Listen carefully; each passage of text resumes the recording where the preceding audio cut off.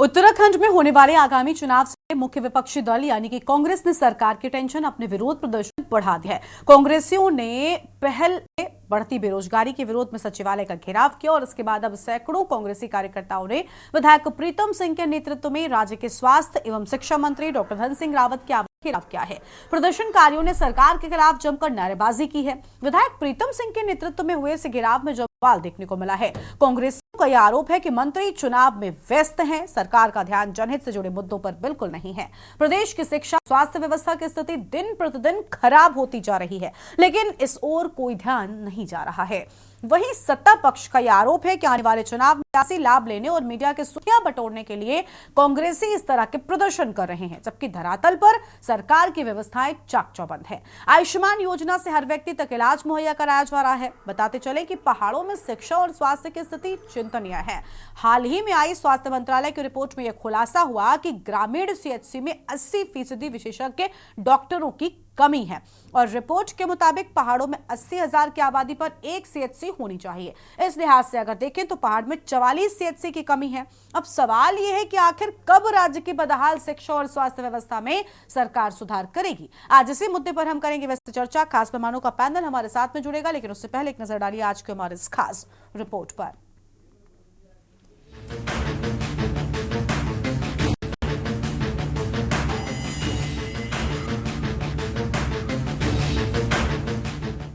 पहाड़ प्रदेश उत्तराखंड में कांग्रेस ने ठंड के मौसम में सियासी पारे को गरमा दिया है। कांग्रेसियों ने पहले नशा नहीं रोजगार दो के तहत सचिवालय का कूच किया। इसके बाद अब राज्य की बदहाल स्वास्थ्य और शिक्षा व्यवस्था के मुद्दे पर सरकार के खिलाफ मोर्चा खोल दिया है। कांग्रेसियों का आरोप है कि सरकार का ध्यान सिर्फ चुनाव जिताने पर है, जबकि जनहित जुड़े मुद्दों पर सरकार कोई ध्यान नहीं दे रही है। इससे नाराज होकर विधायक प्रीतम सिंह के नेतृत्व में कांग्रेसियों ने राज्य के स्वास्थ्य एवं शिक्षा मंत्री डॉक्टर धन सिंह रावत के आवास का घेराव किया। भाजपा का तर्क है कि मीडिया बटोरने के लिए कांग्रेस कर रहे हैं। कोई सरोकार नहीं है।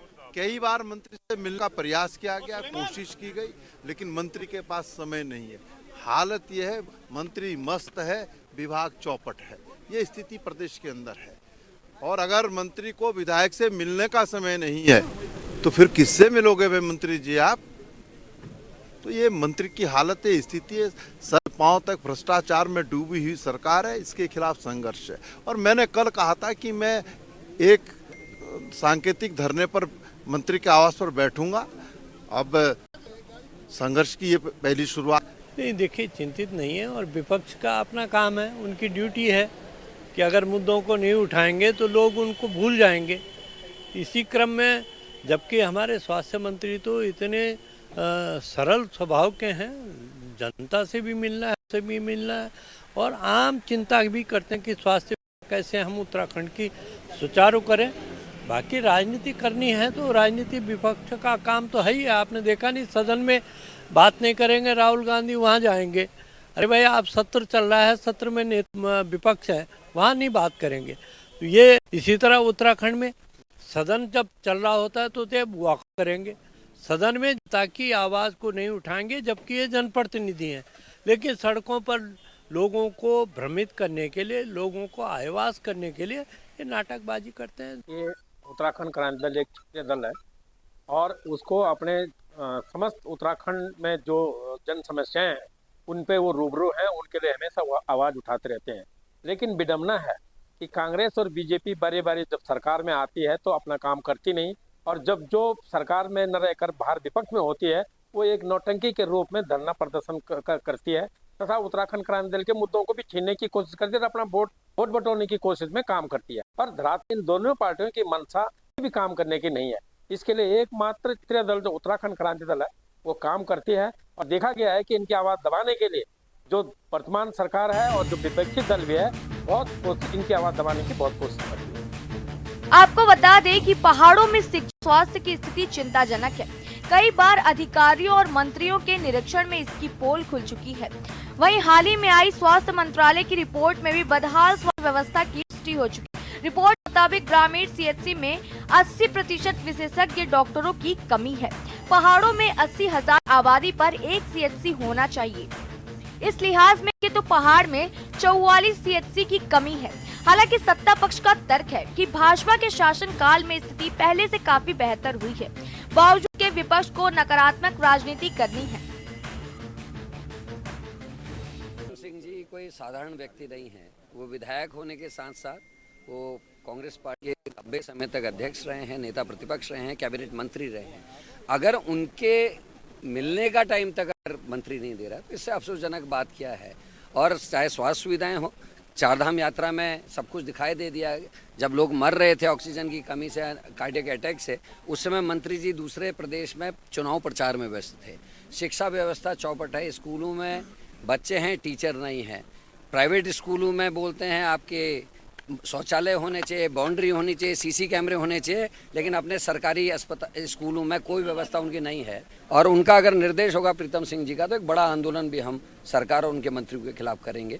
आपस में सरकार के मंत्रियों का भी कोई सामंजस्य नहीं है, आपने आने वाले समय में देखा, ना मंत्रियों का अपने विभागीय अधिकारियों के संग कोई सामंजस्य है।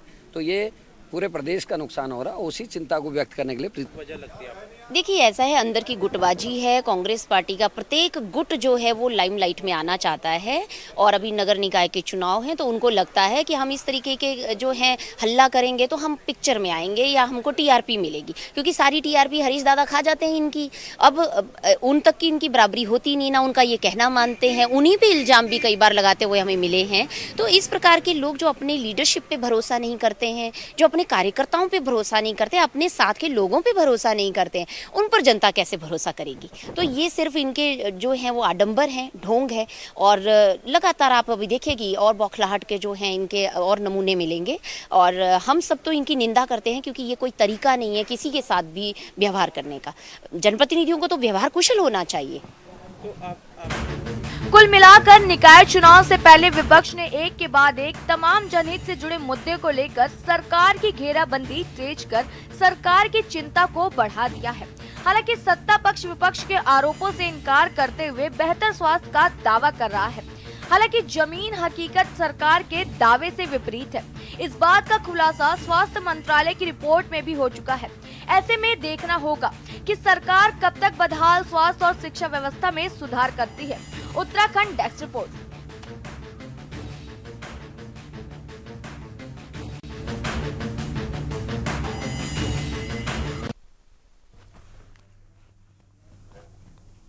देवभूमि के दंगल में आज इसी मुद्दे पर करेंगे विस्तार से चर्चा। खास मेहमानों का पैनल हमारे साथ में जुड़ चुका है। सबसे पहले इनसे आपका परिचय करवाते हैं। रविंद्र कुमार जी हमारे साथ में हैं, प्रदेश प्रवक्ता भारतीय जनता पार्टी की ओर से, और दीप्ति दुधपुड़ी जी हमारे साथ में हैं, केंद्रीय प्रवक्ता है उत्तराखंड क्रांति दल की ओर से। हमारे साथ में उदित घड़ियाल साहब हैं, समाज सेवी हैं। रतनमणि ढोभाल जी हमारे साथ में है, राजनीतिक विश्लेषक है, प्रदेश प्रवक्ता कांग्रेस पार्टी की ओर से। अभी थोड़ी ही देर में हमारे साथ में चर्चा में जुड़ेंगे प्रमोद कपरवान जी। लेकिन उससे पहले सभी मेहमानों का बहुत बहुत स्वागत। शुरुआत रविंद्र कुमार जी के साथ में कर लेंगे। रविंद्र जी, स्वास्थ्य सेवाएं, शिक्षा व्यवस्था प्रदेश में बदहाल है, विपक्षी आरोप लगा रहे हैं, आप कह रहे हैं सब ठीक है, जबकि रिपोर्ट्स भी कुछ और कह रही हैं। आखिर कब बेहतर होंगी प्रदेश में ये व्यवस्थाएं? देखिए गरिमा जी, अब विपक्ष का काम, कांग्रेस के पास तो मुद्दे नहीं बचे हैं। मुद्दा वही विपक्ष है इस प्रदेश में क्या पूरे राष्ट्र में जिस प्रकार से कांग्रेस की स्थिति है, वो कुछ भी, कोई भी इस तरीके की बातें करके, बरगला के, लोगों के बीच में भ्रम पैदा करके कहीं ना कहीं अपने आप को जीवंत दिखाना चाहती है, जीवित दिखाना चाहती है। इनके पास मुद्दों की कमी है। और दूसरी बात देखिए, जिस प्रकार से अभी परसों का ही है, जब इन्हें ये किसी मामले को लेके जब ये घेराव करने के लिए इन्हें पकड़ा गया, कोतवाली लेकर गए, वहां लेकर गए पुलिस लाइन, वहां जाके इन्होंने किस प्रकार की कांग्रेस के लोगों ने हरकत करी।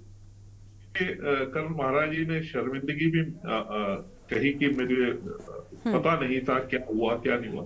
तो किस प्रकार का इनका अपना एक रवैया हो चुका है। ये फ्रस्ट्रेटेड पार्टी हो चुके हैं और ये फ्रस्ट्रेशन में कुछ भी, कोई इनको पता नहीं है कि हम किस प्रकार का क्या कार्यक्रम करना है, क्या हमारे पास आंकड़े हैं, क्या हमने कहना।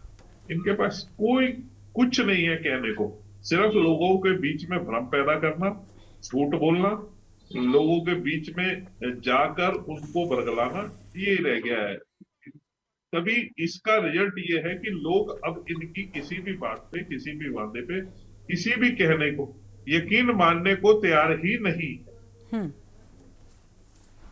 ठीक है, ठीक है, आपके पास में लौटेंगे। केंद्रीय प्रवक्ता उत्तराखंड क्रांति दल की ओर से दीप्ति जी हमारे साथ में है, उनका रुख कर लेते हैं। दीप्ति जी, प्रदेश प्रवक्ता बीजेपी की ओर से कह रहे हैं कि स्थितियां बिल्कुल ठीक हैं, जनता भी अब इनके सुनने को तैयार नहीं है क्योंकि इनके पास कोई काम नहीं है सिवाय सरकार की खामियां निकालने के। लेकिन असल में क्या ये खामियां हैं सरकार के कामों में, या शिक्षा और स्वास्थ्य व्यवस्थाएं बेहतर हैं? क्योंकि हर दिन तो तस्वीरें हम खुद भी दिखाते हैं प्रदेश में किस तरीके से अलग अलग जगहों पर जो कमियां हैं वो सामने निकल कर आती हैं। जी बिल्कुल, मेरा मानना ये है कि अगर ये कह रहे हैं कि सरकार की कोई खामियां नहीं है, और जितनी रिपोर्ट है, यहाँ तक की रिपोर्ट भी बता रही हैं कि ग्राउंड लेवल की असलियत क्या है, तो एक बार इनको ग्राउंड लेवल पे जाकर के लोगों से बात करके देखना चाहिए कि लोग कितने परेशान हैं और स्वास्थ्य सेवाएं किस हाल में हुई है। मेरा मानना है कि यदि किसी प्रदेश की तरक्की का ग्राफ देखना होगा तो इस बात पर वो निर्भर करता है कि वहां के लोग कितने सेहतमंद हैं। और आप यकीन मानिए कि जो नीति आयोग ने कुछ टाइम पहले 21 राज्यों का स्वास्थ्य सूचकांक एक जारी किया था, जिसमें उत्तराखंड का जो ग्राफ था वो बेहतर की जगह बेहतर से बदतर हुआ है। 15वें नंबर पर हमारा उत्तराखंड है, और जो हिमाचल प्रदेश है, हिमाचल प्रदेश जिसकी भौगोलिक परिस्थितियां एकदम विषम परिस्थितियां हैं, वो 5वें नंबर पर है। तो कहीं ना कहीं हमारा जो उत्तराखंड है ये स्वास्थ्य के लिए लेकर के स्वास्थ्य के लिए बिल्कुल भी सही नहीं है। हम खुद गांव में गए थे, मैंने खुद महिलाओं का दुख बैठ करके सुना है वहां पर कि किस तरीके से महिलाएं रो रही थी। यहाँ पर इन्होंने आयुष्मान कार्ड वगैरह तो बना दिए, दिखाने को तो बोल देते हैं कि हमने ये योजनाएं निकाली है, ये योजनाएं निकाली है, पर जब उन योजनाओं का लाभ लेने की बारी आती है तो वहां पर वो आम जनता तक नहीं होती है। वहां पर खुद महिलाएं रोकर कह रही थी कि जब ये अल्ट्रासाउंड वगैरह करने जाते हैं सरकारी हॉस्पिटल में, तो वहां के जो डॉक्टर वगैरह कहते हैं कि आपको पहले एडमिट होना पड़ेगा, यानी कि आपको पहले ऐसी सीरियस कंडीशन में आना पड़ेगा, तब जाके आपका अल्ट्रासाउंड वगैरह होगा। इनकी जो एक नीति है पीपी, पब्लिक प्राइवेट पार्टनरशिप करके इनकी एक मॉडल है, और वो बिल्कुल ही गांव के जो ये जो हमारे राज्य के जो जिले हैं वहां पे ये बुरी तरीके से पिट रही हैं। और इनका जो ये पब्लिक प्राइवेट पार्टनरशिप है, ये एक तरीके से इन्होंने हॉस्पिटल्स को भी रोजगार का बिल्कुल एक साधन बना दिया है, जिसमें गवर्नमेंट हॉस्पिटल का निजी जो प्राइवेट हॉस्पिटल है उनके साथ टाइप है। ये देखिए कि जो नॉर्मल एक हमारे जैसा मध्यम वर्गीय परिवार में रहने वाला व्यक्ति 15 रुपए की पर्ची बना करके गवर्नमेंट हॉस्पिटल में इलाज के लिए जाता है कि ताकि उसको अच्छी सुविधा और अच्छे तरीके से वो अपना स्वास्थ्य दिखा पाए, पर वहां पे वो पर्ची बना रहा है 15 रुपए की, और वहां पे जब वो जाता है वहां पे पहले उसको टेस्ट जो होते हैं वो महंगे होते हैं, ऊपर से जो उसको दवाइयां दी जाती है, तो जो नॉर्मली सस्ती एक दवाइयां आती है वो सस्ती दवाइयां हॉस्पिटल से अंदर से मिल जाती हैं, और जो महंगी दवाइयां होती है तो जो इनका टाई अप होता है बाहर जो प्राइवेट हॉस्पिटल्स और जो हॉस्पिटल्स के बाहर जो गवर्नमेंट हॉस्पिटल के बाहर जो शॉप होती हैं प्राइवेट, वहां इनके साथ इनका टाई अप होता है, और वहीं पे वो दवाइयां उनका बिल बनता है 2000 रुपए, 1800, 1600 रुपए। तो ये दिखावा किस बात का है? आप सरकारी हॉस्पिटल में आप 15 रुपए की पर्ची बना रहे हैं, पर वो मध्यम वर्गीय जो एक परिवार है, क्या वो इसलिए सरकारी हॉस्पिटल में आ रहा है कि वो बाहर जाकर के फिर वही 2000 रुपए की मेडिसिन ले? तो फिर इन सब चीजों का क्या फायदा है? तो आप ग्राउंड लेवल पे जाइए, ग्राउंड लेवल पे जाकर के देखिए कि स्वास्थ्य सेवाएं बिल्कुल चरमरा गई हैं, लोग कितना परेशान। ठीक है, आपके पास में लौटेंगे और मेहमान हैं दिघड़ियाल साहब हमारे साथ में हैं, समाज सेवी हैं। बहुत स्वागत सर आपका भी। सर, समाज में कहते हैं कि शिक्षा और स्वास्थ्य बहुत जरूरी है। अगर सरकार स्वास्थ्य सेवाओं को बेहतर करती है, लोग शिक्षित हो, एक बेहतर समाज का निर्माण होता है। लेकिन क्या ये मूल सुविधाएं जो लोगों के अधिकार भी हैं सरकार की ओर से प्रोवाइड कराए जा रहे हैं?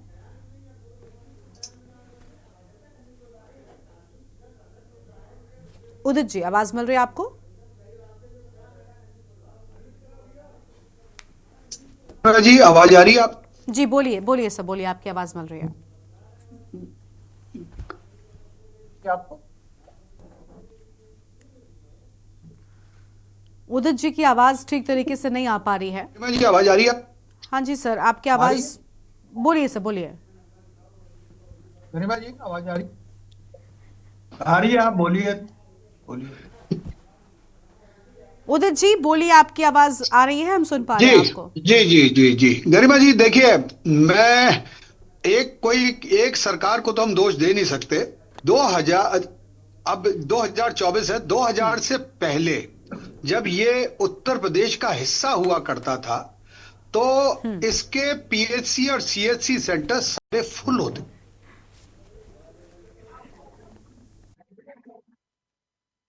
कोई पूरा भरा होता।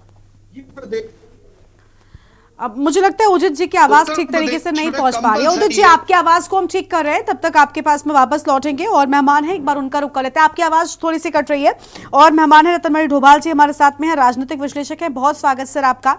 सर, क्या जो मूल अधिकार हैं उनका लोगों को कम से कम फायदा मिल पा रहा है? सरकार क्या वो प्रावधान कर पाने में कामयाब आपको दिख रही है? क्योंकि बहुत आसान चीज है, हालांकि पहाड़ पर स्वास्थ्य सेवाओं को बहुत बेहतर करना थोड़ा मुश्किल है, लेकिन कम से कम सामान्य सुविधाएं तो मिल ही सकती हैं। जबकि अलग अलग आंकड़े जो निकल कर सामने आ रहे हैं उनमें स्वास्थ्य सेवाओं में किस तरीके से बदहाली है वो हम देख पा रहे हैं, खुद हम खबरें लगातार दिखाते रहते हैं। सरकार को आप किस जगह पर खड़ा पा रहे हैं इस पूरे मामले में? गरिमा जी, किसी भी सरकार के लिए, और ये तो हमारे संविधान में भी व्यवस्था है कि शिक्षा और स्वास्थ्य जो सरकार की जिम्मेदारी है, सरकार देती भी रही है कुछ। लेकिन मुझे जो कहना ये है कि जब नव उदारवाद की नीतियां अपनाई गई हैं देश में, तो जो कल्याणकारी राज्य की बात थी उसके तहत ये आता है शिक्षा, रोजगार और स्वास्थ्य का सवाल। तब सारी चीजें आपने वो नीतियां बदल गई हैं सरकारों की। वो जो कल्याणकारी नीतियां थी उनको धीरे धीरे करके वो उसको छोड़ते चली जा रही हैं सरकारें, और सीधा सीधा लोगों को बाजार के हवाले किया जा रहा है। चाहे वो शिक्षा का सवाल हो, चाहे वो स्वास्थ्य का सवाल हो, चाहे वो रोजगार का सवाल हो, तो सारी चीजें बाजार के हवाले हैं। हमारे यहाँ जो पब्लिक सेक्टर का जो स्वास्थ्य व्यवस्था है उसका भट्टा बैठा दिया इन्होंने जानबूझ के। जो आप जो प्राइवेट सेक्टर में पहले भी कई बार ये कहा, आयुष्मान की बहुत चर्चा होती है, बहुत डींगे मारते हैं, बहुत ब्रांडिंग उसकी कराई जाती है। मेरा ये कहना है कि जो आयुष्मान भारत सरकार के पास जो पैसा है, तो सरकार के पास कोई पेड़ तो है नहीं उस पर पैसे उगते हैं, वो पैसा तो हमारा ही पैसा है जिसको आप आयुष्मान के माध्यम दे रहे। वो सरकारी पैसे का, जो सरकार का खजाना है, जो जनता से आपने लेके भरा है, उस पैसे का निजीकरण है। और उस पैसे का निजीकरण आप प्राइवेट क्षेत्र में जो आपके चहेते लोग हैं, कुछ नॉर्म्स आपने बना दिए हैं, वो फल फूल रहे हैं उस आयुष्मान के उसमें। लेकिन जो आम आदमी है, जो आम ग्रामीण क्षेत्र में है, जो हमारे जैसे पहाड़ के दुर्गम क्षेत्रों में, उसमें तो कोई व्यवस्था है नहीं। उस आयुष्मान का क्या चाटना है किसी ने? जब आपके पीएचसी पे वहाँ डॉक्टर नहीं है, आपके पीएचसी पे कोई वहां पर बीपी तक देखने वाला नहीं है, तो वो आयुष्मान का क्या करना है? वो तो आयुष्मान से क्या वो कार्ड दिखा के आसमान में ही चला जाता है बिना इलाज के ही। तो सवाल ये है कि आप वहाँ कोई फार्मासिस्ट तक पीछे आंदोलन भी होते रहे हैं कि भाई आप डॉक्टर नहीं कर सकते, एक फार्मासिस्ट ही भेज दो। वो पीएससी खुले तो थे, उनके ताले तो खुलते रहे हैं, कोई वो बीपी तो नहीं देखते। लेकिन वो भी सरकार नहीं कर रही। इसलिए नहीं कर रही है कि सरकार धीरे धीरे लोगों से, जो पब्लिक सेक्टर का जो हमारा चिकित्सा व्यवस्था है, चाहे वो जिला चिकित्सालय है और पीएससी हैं, आज भी आप देखें दून चिकित्सालय है, आप यहाँ किसी भी सरकारी अस्पताल में आप चले जाए, वहाँ भीड़ रहती है। वो ओपीडी में लोगों का भरोसा उस अस्पताल पे है, वो किसी जो प्राइवेट हॉस्पिटल है उन पे उतना भरोसा नहीं है लोगों का, इसलिए वहाँ ओपीडी में बहुत भीड़ रहती है। लेकिन सरकार नहीं चाहती कि लोग यहाँ पर आए। सरकार इसलिए उनको वहाँ पर जो सुविधाएं वहाँ उपलब्ध कराई जानी चाहिए, जो खर्च वहाँ पर होना चाहिए, जो पब्लिक सेक्टर का जो अस्पताल है, जिला अस्पताल है और पीएससी है, सीएससी है, जो वहाँ का बजट है, जो उनको खर्च होना चाहिए, वो नहीं कर रही है सरकारें, उससे पीछे जा रही है। और उसमें कह रहे हैं कि आपके पास आयुष्मान है, आप कहीं भी जाके करा सकते हैं, लिस्ट उनको दिखा दी जाते। अरे मुझे तो अपने दून अस्पताल में भरोसा है, वहां के डॉक्टर पे भरोसा है, जब बाहर किसी में हम जाते हैं हॉस्पिटल में, जब उन पे कोई इलाज नहीं होता तो वो कहते हैं दून में चले जाओ। वो प्राइवेट वाले दून में ही भेजते हैं। वो प्राइवेट वाले किसी सरकारी अस्पताल की रिकमेंड करते हैं। लेकिन सरकार उससे खुद उस जिम्मेदारी से भागना की कोशिश कर रही है कि धीरे धीरे कभी पीपी मोड पे कर रहे हैं। वो पीपी मोड क्या है? वो पीने वाला ही मोड है। अब सरकार को कई जगह पे तो वापस कदम उठाने पड़े कि वो नहीं चल पाए पीपी मोड पे भी, क्योंकि पीपी मोड पे उनको पीपी मोड तब होगा जब जनता से उनको पैसा नोचना है। अब वो जनता उतना पैसे देने में सक्षम नहीं है। तो ये सारी दिक्कतें हैं। ये बुनियादी जो सवाल ये है कि हमारे पास डॉक्टरों की, इसकी पोटेंशियल की, उसकी कमी नहीं है। सवाल नीतियों की कमी है कि आप पब्लिक सेक्टर का जो हमारा चिकित्सा स्वास्थ्य व्यवस्था है उसको चलाना चाहते हैं कि नहीं चलाना चाहते हैं। उस पे आप कोई विशेषज्ञ देना चाहते हैं कि नहीं देना चाहते। अरे एक पीएचसी पे कम से कम उसको जो सामुदायिक केंद्र है जगह जगह दूर है वो भी। और मैं तो शुरू से ये कह रहा हूं कि 24 साल में हम अपने गांव में एक स्टेशन नहीं दे पाए हैं। आज भी हम एक लकड़ी के डंडे पे वो प्रसव पीड़ा महिला को कंधे पे उठा के ले जाते हैं। उस ग्राम पंचायत में, उस ब्लॉक में आप एक स्ट्रेचर की व्यवस्था नहीं कर पाए कि आराम से उसको हम रोड साइड से लाए, तो एम्बुलेंस तक ले आए। वो कंधे में ही लाना पड़ता है। और ये परसों की तो घटना, आपका इतना बड़ा संस्थान है आयुर्वेदिक, ये एम्स में क्या हुआ उसमें? ये सब समाचार पत्रों में है ना, वो कोई दिख रहा है सारी चीजें। तो ये बड़े सोचने चीजें। कभी कभी तो हमको बड़ा ये लगता है कि हम कहाँ जाना चाह रहे थे, कहाँ जा रहे हैं, भूल गए हम ये सब। शिक्षा, हमारे यहाँ 1100 विद्यालय बंद हो गए उत्तराखंड में। बिल्कुल, ये अपने आप में बड़ी बात है। इन सारे मुद्दों पर हम जवाब लेंगे। अभी रविंद्र जी से हमारे साथ में लगातार बने हुए हैं, उनसे जानेंगे कि आखिर की स्थितियां कैसे सुधर रही हैं और क्यों आखिर लोगों के सामने अब शिक्षा और स्वास्थ्य की चीजों का भी संकट आ खड़ा हुआ है। देवभूमि के दंगल में एक ब्रेक के लिए रुकते हैं, जो लौटेंगे। ब्रेक के बाद देवभूमि के दंगल में आप सभी का स्वागत है। चर्चा में हम आगे बढ़ेंगे। उससे पहले अम्बाला से बड़ी जानकारी सामने आ रही है, उसका रुख कर लेते हैं। किसानों ने दिल्ली कूच का फैसला किया। आज दिल्ली नहीं जाएंगे किसान, आज दिल्ली नहीं जाएंगे किसान। किसानों ने दिल्ली कूच का फैसला वापस लिया। किसानों के घायल होने के चलते दिल्ली कूच स्थगित। बड़ी खबर आपको बता दें, किसान नेता सरवन सिंह पंढीर का बड़ा बयान सामने आया है। किसान नेता सरवन सिंह पंढीर का बड़ा बयान सामने आया।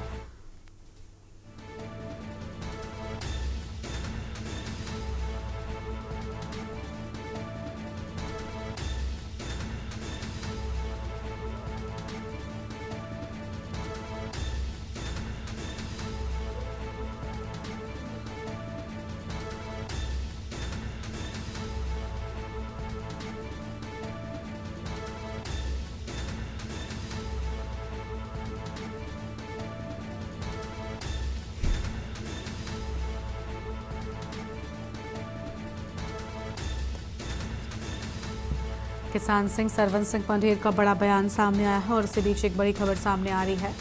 किसान नेता सरवन सिंह पंढीर का बड़ा बयान सामने आया है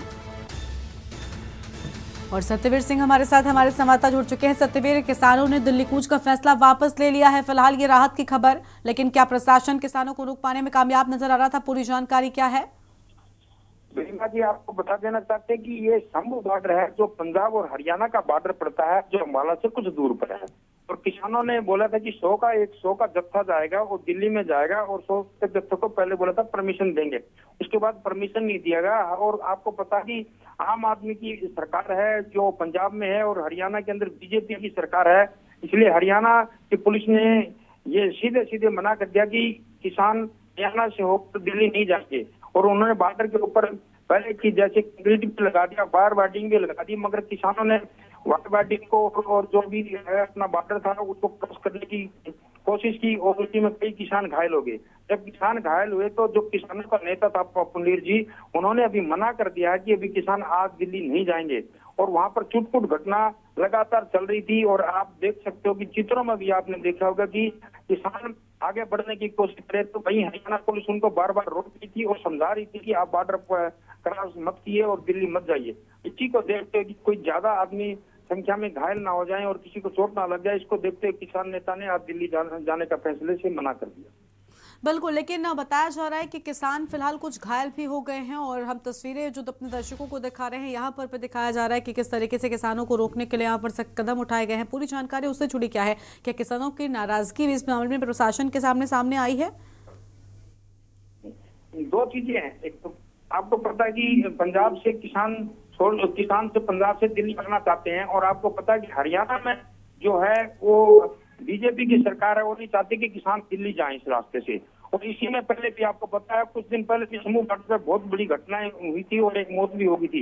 इसी को देखते हुए कि हरियाणा पुलिस पूरी तरह अलर्ट है, प्रशासन अलर्ट है, और उन्होंने पहले ही बैरिकेड लगा दिए। मगर किसानों ने बैरिकेड को जब क्रॉस करने किया और जब क्रॉस करने की कोशिश की और बॉर्डर वार भी लगा दिए गए, वार को क्रॉस करने की, तब उस समय किसानों को चोट लगी और इसी को लेकर उन्होंने आज का प्रोग्राम कैंसिल कर दिया। मगर किसानों ने ये नहीं बोला कि दिल्ली नहीं जाएंगे, मगर आज का जो दिल्ली कूच करने का प्रोग्राम था वो आज कुछ समय के लिए स्थगित कर दिया गया। बहुत शुक्रिया सत्यवीर आपका हमारे साथ जोड़ने के लिए और अहम जानकारी के लिए। तो ये बड़ी खबर आपको हम बता रहे हैं।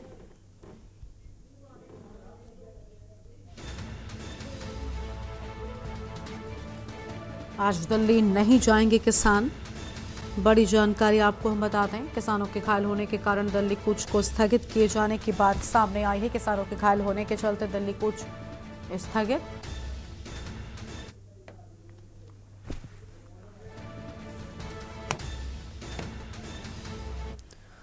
और अब वापस से लौटेंगे अपने कार्यक्रम की ओर। देवभूमि के दंगल में हम स्वास्थ्य और शिक्षा सेवाओं को लेकर कर रहे हैं चर्चा। हमारे साथ में कांग्रेस पार्टी के प्रवक्ता प्रमोद कपरवान साहब अभी भी जुड़ चुके हैं। प्रदेश प्रवक्ता हैं कांग्रेस पार्टी की ओर से। बहुत स्वागत सर आपका। प्रमोद जी, बड़े आरोप सरकार पर लगाए जा रहे हैं। अभी और मेहमान भी हमारे साथ में थे जिनकी ओर से कहा गया कि ये वो बेसिक जरूरतें हैं जो एक प्रदेश में लोगों को होती हैं और सरकार की जिम्मेदारी बनती है कि कम से कम ये सुविधाएं तो मुहैया जरूर कराई जाएं, क्योंकि चाहे स्वास्थ्य हो, शिक्षा हो, रोजगार हो, ये सब आम चीजें हैं। एक तरफ रोजगार को लेकर कांग्रेस पहले ही लड़ाई लड़ रही थी और अब स्वास्थ्य और शिक्षा की भी लड़ाई शुरू हो गई है। लेकिन क्या मदद मिल पा रही है लोगों को? क्या ये सेवाएं मिल पा रही हैं उन लोगों को? देखिए, मैं आपको बताना चाहता हूँ स्वास्थ्य की जो आप स्वास्थ्य पे जो ये डिबेट है बहुत महत्वपूर्ण डिबेट है। और ऐसा नहीं है कि सरकार ने कुछ योजनाएं न बनाई हो। लेकिन मैं आपसे कहना चाहता हूं कि देखिए, आप दून हॉस्पिटल में चले जाएं तो जो है जो स्वास्थ्य व्यवस्थाएं जो चरमरा रही हैं, और दून तो मैं इसलिए कह रहा हूं कि वो राजधानी का है जहां तमाम मंत्री हैं, विधायक हैं, मुख्यमंत्री जी हैं। जब वहां की व्यवस्था ऐसी हो तो आप समझ सकते हैं कि और जो प्रदेश के और जो दूरस्थ जिले हैं वहां की स्थिति क्या होगी। कहीं जो है जो हमारे हॉस्पिटल है वहां दवाई है तो डॉक्टर नहीं है, और कहीं डॉक्टर है तो दवाई नहीं है।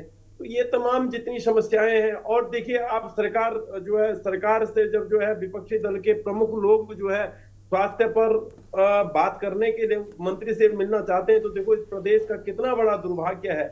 आप इससे समझ सकते हैं कि यदि प्रदेश के प्रमुख विपक्षी दल के जो प्रमुख नेता हैं, यदि अगर स्वास्थ्य मंत्री उनसे नहीं मिल पा रहे हैं, तो आप ये समझ सकते हैं कि आम आदमी की यहाँ पर आम आदमी को क्या मिल पाते होंगे। तो आप देखिए, स्वास्थ्य का जो मुद्दा है ये बहुत महत्वपूर्ण मुद्दा है, लोगों से जुड़ा हुआ, लोगों के स्वास्थ्य से जुड़ा हुआ मुद्दा है।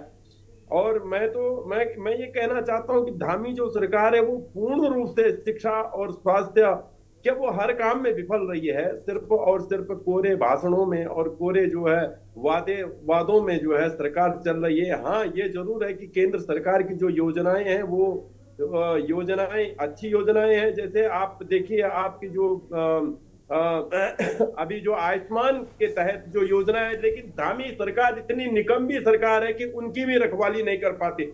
आज जो प्राइवेट जो हॉस्पिटल है वहां अगर मरीज भर्ती होता है तो वो जो 5 लाख की लिमिट जब तक उसकी पूरी होती है, उसको जो है जब तक पूरी होती है तो मरे हुए को भी वो जो जब उसके प्राण निकल चुके होते हैं, लेकिन उसको भी वो रखने का काम करते हैं। तो ये आज जो है राज्य के अंदर जो ये स्वास्थ्य सेवाएं हैं ये चरमाई हुई है। उनका देखिए प्रदेश के अंदर सरकार नाम की चीज नहीं है। तो ये एक जो है बड़ी चिंता का विषय है। और इसमें चिंता इसलिए भी होती है कि देखो, जो लोग शोषित हैं, जो लोग वंचित हैं, गरीब हैं, मध्यवर्गीय हैं, यदि इलाज के लिए सरकारी अस्पतालों में यदि उनको सुविधा नहीं मिलेगी तो आखिर कहाँ वो लोग जाएंगे? तो ये बड़ी तमाम समस्याएं हैं। अभी आप शिक्षा पे आ जाओ, अभी आप अगर आंकड़े देखेंगे तो शिक्षा का हाल ये है कि अभी सैकड़ों और हजारों की संख्या में स्कूल बंद करने का काम भारतीय जनता पार्टी कर रही है। उसका रीजन ये है कि एक जो देहरादून के जो नजदीक के विद्यालय हैं उनमें जो है जी के जो वहां पर अगर जो छात्र संख्या भी है तो देखो अध्यापक है नहीं। सरकार जो है पूर्ण रूप से विफल सरकार है और मैं तो भगवान से यही प्रार्थना करूंगा कि इनको सद्बुद्धि आए और ये लोगों की शिक्षा पर, लोगों की चिकित्सा पर ध्यान दें। भाई मैं यही, और मैं ये जरूर कहना चाहता हूं धामी जी से, मैं ये जरूर कहना चाहता हूं कि आप भी मध्य वर्गीय परिवार से आते हैं और आपने भी जो है ये जो समस्याएं, आम लोगों की समस्याएं आपने भी ये बहुत अच्छी तरह से देखी हैं। तो इनके निराकरण कराने के लिए अपने स्वास्थ्य मंत्री को जगाइए, आप जो है इनसे कहिए कि लोगों की स्वास्थ्य की चिंता कीजिए। ठीक है सर, आपके पास में लौटेंगे और मेहमानों का रुख कर लेते हैं। रविंद्र कुमार जी के पास एक बार फिर से जाएंगे, प्रदेश प्रवक्ता बीजेपी के। उससे पहले उदित जी की आवाज एक बार देख लेते हैं। उदित जी, आवाज मिल रही है आपको हमारी? जी गरिमा जी, आवाज आ रही जी है। उदित जी, आप अपनी बात को पूरा कर सकते हैं सर, आपकी आवाज नहीं आ रही थी। जी, मैं ये कह रहा था कि उत्तराखंड बनने से पहले जब ये उत्तर प्रदेश का हिस्सा था हमारा, कुमाऊं गढ़वाल का, तो यहाँ के पीएचसी और सीएचसी संपूर्ण रूप से भरे रहते थे। नर्सिंग स्टाफ, डॉक्टर सब रहते थे। उत्तर प्रदेश में स्वास्थ्य सेवा में अगर आप आते थे तो पहली शर्त ये थी कि आप पहाड़ पे, जो पश्चिमी उत्तर प्रदेश का ये पहाड़ी इलाका कहलाता था उत्तर प्रदेश में, तो उसमें आप सर्विस करेंगे। 2002 से जब ये पूर्ण सरकार बनी उत्तराखंड में, तो तब से लेके तिवारी जी आए, तिवारी जी ने कुछ प्रयास कर।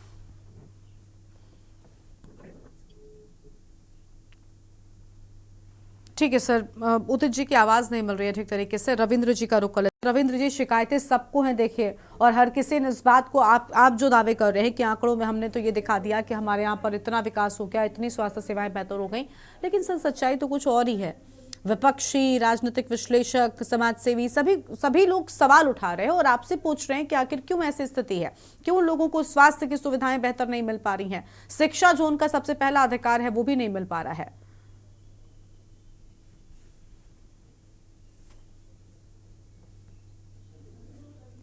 अनम्यूट कीजिए सर, पहले अनम्यूट कीजिए रविंद्र जी।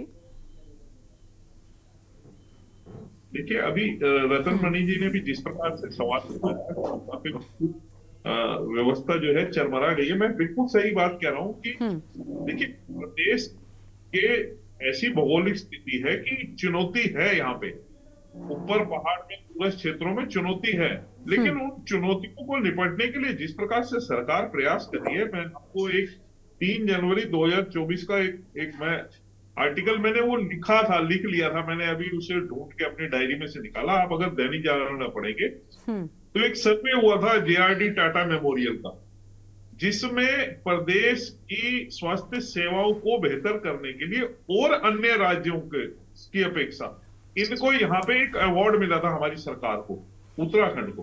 तो मैं ये कह दूं कि सब कुछ सही हो गया, ऐसा नहीं था। सब कुछ सही हो चुका है ऐसा भी नहीं है, लेकिन प्रयास जिस प्रकार से लगातार चल रहा है। आप बताइए कि रतन मणि जी अभी कह रहे कि ऐसी स्थिति है कि यहाँ पे आज भी डंडे से लेकर आते हैं, बिल्कुल हकीकत है, ये बात सही है, मैं इसे नकारूंगा नहीं। लेकिन रतन मणि मुझे आज भी मुझे इस बात का पता है कि उत्तराखंड बनने से पहले हमारे इस शहर में एक विधायक होते थे कपूर साहब, और कपूर साहब राजेंद्र शाह से सिर्फ हम ये अप्रोच लगवाते थे, अगर कोई बीमार हो जाता था ना, कि भाई साहब इसे या तो पीजीआई भिजवा दो या दिल्ली एम्स भिजवा दो। तो ये स्थिति थी। आज हमारे पास सरकारी 4 मेडिकल कॉलेज है जो यहाँ डॉक्टर बनाते हैं, जो उत्तराखंड बनने से पहले नहीं थे। 3 प्राइवेट कॉलेज हैं। आज दून भी मेडिकल कॉलेज बन चुका है, यहाँ पे भी डॉक्टर बनाने का काम चल रहा है, यहाँ पे भी पढ़ लिख के बच्चे डॉक्टर बन रहे हैं। तो ऐसा नहीं है कि सब कुछ खराब हो गया। देखिए, आज जो दर्शक आपका एक नई उम्र का बच्चा बैठा होगा ना, तो वो कहीं ना कहीं बरगला जाता है कि हो सकता है कि बिल्कुल ही कुछ नहीं है। तो आप अगर पूर्व के आंकड़े अगर देखेंगे तो आज की स्थिति को देखेंगे तो आज स्वास्थ्य सेवाओं को लेके बहुत ज्यादा काम हुआ है, बहुत ज्यादा काम हुआ है। आज कई जगहों पे ऊपर दूरस्थ क्षेत्र में आप देखेंगे 50-50 बेड के हॉस्पिटलों का निर्माण हो रहा है। काशीपुर में 200 बेड का निर्माण हो रहा है। थलीसैंण में 50 बेड के हॉस्पिटल का निर्माण हो रहा है। तो ये ऐसा नहीं है कि काम नहीं हो रहा है, काम हो रहा है। और स्वास्थ्य सेवाओं को बेहतर करने के लिए सरकार ने यहाँ पे नर्सिंग ट्रेनिंग के लिए यहाँ पे बाहर से लोगों को आमंत्रित किया है कि आप यहाँ पे जो है ट्रेनिंग दीजिए और यहीं के उसको बच्चों को जो है नौकरी भी दीजिए, स्वास्थ्य सेवाओं को बढ़ाइए, क्योंकि यहाँ पे वेलनेस का कार्य बहुत अच्छे से हो सकता है और आने वाले समय में सब चीजें दिखाई भी देगी। सब कुछ खराब हो गया ऐसा भी नहीं है, सब कुछ ठीक हो गया ऐसा भी नहीं है, लेकिन हाँ ये जरूर है कि जिस प्रकार से माननीय धामी जी प्रयास लगातार इस ओर कर रहे हैं और स्वास्थ्य सेवाओं को बेहतर करने के लिए जेआरडी मेमोरियल का अवार्ड भी इसी कारण मिला है हमें जनवरी 2024 में। और जिस प्रकार से अभी मैं देख रहा था कि 5 लाख रुपए वाली जो हेल्थ स्कीम है उसको लेके कांग्रेस ने किस प्रकार से एक तरीके से उसको जो है एक बेकार स्कीम बताने की कोशिश करी। अरे भाई आप उसके घर जाके देखिए, जिसको एक गरीब व्यक्ति का जिसके घुटने का ऑपरेशन हो गया हो, जिसके हार्ट का ऑपरेशन हो गया, जो सोच भी नहीं सकता था, उसका इलाज रविंद्र भाई आप मैंने आयुष्मान योजना की तारीफ की है, मैंने आयुष्मान योजना की तारीफ की है, धन्यवाद। आपने तारीफ की है, लेकिन साथ साथ में आपने ये इल्जाम लगा दिया कि इस स्कीम के तहत करप्शन हो रहा है। अरे आप कैसी बातें कर रहे हैं भाई? उसको जो है उसको भी जो प्राइवेट जो हॉस्पिटल है वो लूटने का काम कर रहे हैं। देखिए आप और हम ये सच है, इसमें कोई दोहराई थोड़ी है। जो आयुष्मान योजना है, आयुष्मान जो प्रधानमंत्री ने योजना बनाई है वो मील का पत्थर साबित है, बहुत अच्छी योजना है, लेकिन उसको प्राइवेट हमारे जो डॉक्टर्स हैं वो उसको समाप्त करने का काम कर रहे हैं। मैंने ये कहा कोशिश न करिए कि जी 5 लाख रुपए का इलाज जब तक खत्म नहीं हो जाता डॉक्टर उसको एडमिट करके रखते हैं। अगर आपके पास कोई सूचना है आप मुझे बताइए। रविंद्र जी मेरे पास सूचना है, रविंद्र जी मेरी बात सुन ले, मेरे पास सूचना है। प्रमोद जी एक एक करके बोलिए, मैं आती हूँ, इसके बाद आपके पास ही आती हूँ। जिसको परेशानी ठीक है, अब रविंद्र जी आप सुन लीजिए उनको, आप सुन लीजिए। जांच कराइए। ठीक है रविंद्र जी, अब आप बोलिए। रविंद्र जी प्लीज आप बोलिए ना, आप मत करिए, ये ठीक है, गरीबों के लिए स्कीम है। नंबर भी दे रहा हूँ। ठीक है रविंद्र जी हो गया, रविंद्र जी हो गया, ठीक है आप सुन लीजिए उनको भी, वो भी मेहमान है, आए हैं चर्चा में, उनकी बात तो सुनिए कम से कम। सर प्रमोद जी मेरा कहना ये है, मैं जो आयुष्मान कार्ड का मैंने बुराई नहीं की। आयुष्मान कार्ड सचमुच में गरीब के लिए जो है मध्य वर्गीय के लिए जो है वो संजीवनी बूटी का काम कर रहा है। लेकिन मैंने ये जरूर कहा है कि आयुष्मान कार्ड को जो ये प्राइवेट जो हॉस्पिटल है ये जब तक वो 5 लाख समाप्त नहीं हो जा रहे तब तक उनकी बॉडी तक देने का काम नहीं कर रहे हैं। मैंने ये कहा। हाँ। और ये मैं अभी जो आपके साथ में मैं 20 मिनट लेट हुआ, मैं अभी ही डेड बॉडी से ही मैं आ रहा हूँ, मैं डेड बॉडी से ही आ रहा हूँ। और मैं इसलिए मुझे ताजी रविंद्र भाई, अगर आपको जो है अगर आप पे ताकत है तो आप जांच करवाइए। तो मैंने ये आप गलत टीवी पे बैठ करके अगर आप गलत गलत है ना। हमने तो ये कहा, मैंने ये कहा कि आयुष्मान जो योजना है वो बहुत अच्छी योजना है। अगर कहीं ऐसा करप्शन हो रहा है या कहीं हो रही है, अरे सरकार तो जांच बाद में करेगी, हम किस लिए राजनीति में है भाई? वो किसी ने बनाई अच्छी योजना। लेकिन सर ये हो रहा है, ऐसा नहीं है कि ये नहीं हो रहा है। सीएचसी में किस तरीके की सुविधाएं रहती है सर, कहीं पर मशीन नहीं है, कहीं पर डॉक्टर नहीं है, कार्ड लेकर लोग जाते हैं, लेकिन आयुष्मान का प्रचार तो खूब होता है लेकिन लोगों को फायदा नहीं मिलता। हाँ रविंद्र जी आपसे सवाल है मेरा, रविंद्र जी को बोलने दीजिए, प्रमोद जी फिर बाद में आप बोलिएगा। देखिए गरिमा जी, मैं ये कह रहा हूं कि आप एक उस गरीब व्यक्ति का जाके एक बार इंटरव्यू लेके देखिए जिसको इससे फायदा हुआ है। आपको ऐसा लगेगा कि जैसे कितना बड़ा सर, लेकिन अगर आप इस बात का प्रचार कर रहे हैं, इस बात से आप सुर्खियां बटोर रहे हैं कि आपने 5000 लोगों की आयुष्मान कार्ड से मदद कर दी। मैं एक उदाहरण के तौर पर आपसे पूछ रही हूं, लेकिन अगर उन 5,000 में सिर्फ 50 लोगों की मदद हुई है तो सर ये भी तो एक अपने आप में झूठ है ना। हम ये नहीं कह रहे कि आयुष्मान कार्ड पूरी तरीके से किसी या फिर किसी एक योजना की बात नहीं हो रही है। यहाँ पर हर अस्पताल में कमियां नहीं है, लेकिन अगर 90% कमियां निकल कर आ रही, कहीं पर एक्सरे मशीन खराब है, कहीं पर डॉक्टर ही नहीं है, तो ये अपने आप में क्या कमियां नहीं है? क्या इनको आप स्वीकार नहीं करेंगे? ये थोड़ी कह रहे हैं कि हर अस्पताल में मशीन नहीं है या हर अस्पताल में डॉक्टर नहीं है। आते हैं उदित जी, इसके बाद आपके पास आते हैं। दूसरी बार की बात जब शुरू करी मैंने यही कहा कि चुनौती है। मैं ये कह दूं सब कुछ सही हो गया, ऐसा भी नहीं है, लेकिन मैं ये भी सवाल वही है ना कि ये चुनौतियां दूर कब होंगी, और ये आज से नहीं है। सबसे बड़ी बात, आप मशीन लाकर ले आते, आप मशीन खरीद कर ले आए किसी अस्पताल के लिए। अब आप बताइए, आपने वहां पर डॉक्टर की नियुक्ति नहीं की है, वो मशीन भी धूल फाकेगी ना, तो वो बेकार हो जाता है। आपका जो बजट आपने उस मशीन के लिए पास किया था वो भी पानी में चला गया। तो ये जो लापरवाहियां होती हैं, और ऐसी बहुत सी खबरें आती हैं जहां पर मशीनें धूल फाक रही हैं, वो बहुत ज्यादा दिक्कतें हैं। जहां पे ऐसी आती है वहां पे उसके खिलाफ संबंधित विभाग या संबंधित जो उसका रखरखाव की जिम्मेदारी है, जहां उसका है, उसके खिलाफ कार्रवाई भी होती है, ऐसा नहीं है। लेकिन कहीं ना कहीं देखिए, फिर भी जो है डॉक्टरों की कमी के कारण आज हमने श्रीनगर से जो मेडिकल कॉलेज में जो पढ़ाई करने वाले बच्चे हैं उनको कम फीस पे रखा, और उसके पीछे का कारण यही सोच थी कि यहाँ से पढ़ा हुआ बच्चा कम फीस में डॉक्टर बनेगा, लेकिन 2 साल 3 साल 4 साल जो है सेवा दूसरे क्षेत्रों में करेगा, और उसका कहीं ना कहीं कोई ना कहीं डॉक्टरों के बीच में जाते हुए मैं स्वयं कहूं। आप उदित जी को सुन लेते हैं। ठीक है सर, ठीक है। मैं मान रही हूँ कि आप चुनौती होने की बात करें, लेकिन सर उम्मीद है कि चुनौतियां भी दूर हो ना, क्योंकि अगर एक चुनौती आप कह रहे हैं चुनौतियां हैं, एक व्यक्ति के सामने ये भारी पड़ जाती है सर चुनौती, जब कोई अपना मरीज लेकर पहुंचता है तो वहां पर स्थिति आप उससे पूछिए। आप कह रहे हैं ना कि एक व्यक्ति से पूछिए जिसको आयुष्मान कार्ड या किसी योजना का फायदा हुआ हो, उसके लिए भगवान है, लेकिन आप उससे एक व्यक्ति का भी इंटरव्यू लीजिए और उससे बातचीत करिए जो अस्पताल मरीज लेकर पहुंचा और डॉक्टर नहीं मिला, आपको असल सच सामने आ जाएगा, है ना। ये दो चीजें हैं, तो दोनों पहलुओं को समझिए। उदित जी बोलिए सर, आप कुछ कह रहे हैं। गरिमा जी, मेरा कहना यह है कि आज का जो मुद्दा, आज जो टॉपिक आपके चैनल पे है वो पहाड़ है। देहरादून, हरिद्वार और उधम सिंह नगर नहीं है। देहरादून अकेले जिले में 6 मेडिकल कॉलेज हैं, जिसमें एम्स भी है। उधम सिंह नगर में भी अच्छी स्थिति है और हरिद्वार में भी बहुत अच्छी स्थिति है। अब सवाल ये उठता है कि 40 लाख लोग केवल पहाड़ पे रहते हैं, जिनके वजह से ये वजूद में आया है प्रदेश। जो पहाड़ियों की वजह से ये वजूद में आया है, उनकी स्थिति जाके देखिए। ये आज की नहीं कह रहा हूं मैं, 2002 से 2024 आ गए। वो चमोली से इलाज कराने के लिए देहरादून आ रहे हैं, वो पिथौरागढ़ से इलाज कराने के लिए हल्द्वानी आ रहे हैं। ये 2002 से और आज तक यही स्थिति है।